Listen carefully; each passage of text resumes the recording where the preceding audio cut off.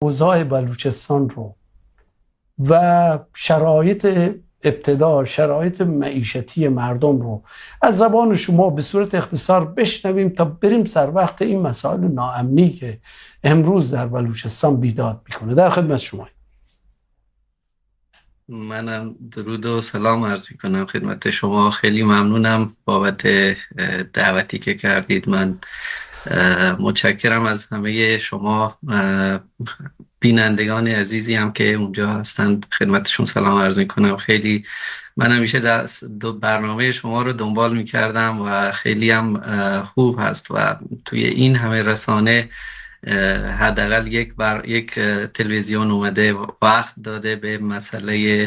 بلوچستان داره میپردازه و این خیلی جای خوشحالیه. خب وضعیت بلوچستان میدونید که نگاه حاکمیت همواره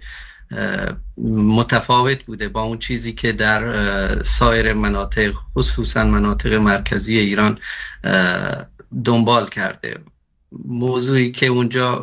در بلوچستان در واقع اون دید و نگاهی که جمهوری اسلامی سعی کرده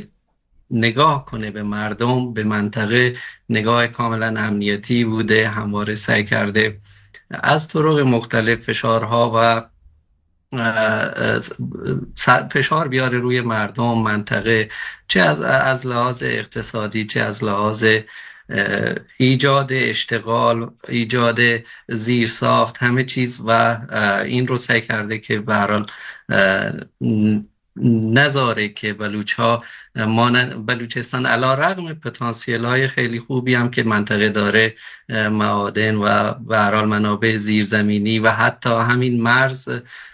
مرزهای هم دریایی هم خاکی که داره، میتونست منابع خیلی خوبی برای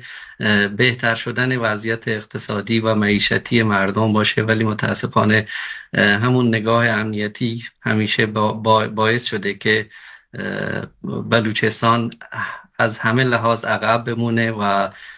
جمهوری اسلامی از این طریق بیاد از منابع بلوچستان، از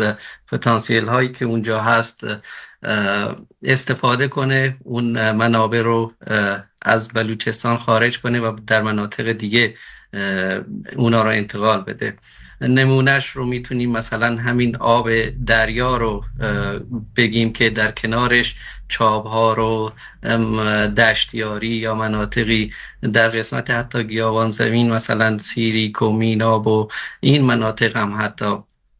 هستند که بسیاری از شهرها و روستاها مناطق آب نوشیدن ندارند، ولی اینها با سرمایه‌گذاری کلان از همین پولی که از همین مالیات مردم میگیرند